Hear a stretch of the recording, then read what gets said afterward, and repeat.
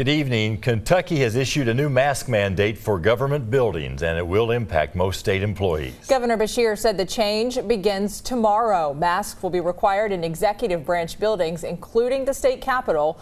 The policy does not cover judicial or legislative offices.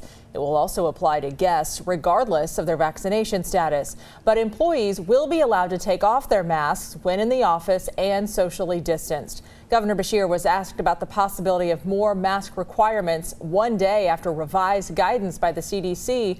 Victor Puente has his response first on Fox.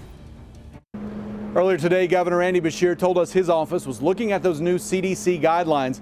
He also said they would hope that schools in Kentucky would require anyone who was unvaccinated to at the very least wear a mask. Speaking after a public appearance, Governor Beshear told us he expected to have some changes regarding government buildings later today. This was in response to CDC guidelines released yesterday that called for masks indoors in parts of the U.S. where the coronavirus is surging, even for vaccinated people. A few hours later. So starting tomorrow, we're going to have to mask up again.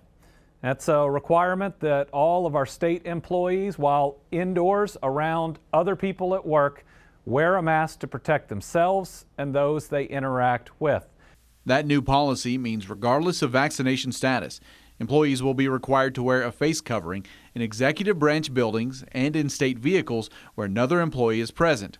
Beshear also told us he hoped schools would seriously consider masks for everyone, as the CDC recommends. But any school system that isn't going to require masks, in the very least for unvaccinated students, isn't going to stay open. And what it ultimately does is reduces the number of in-person days that their students are going to have so that they can please some louder parents or folks that don't even have kids that go to school there.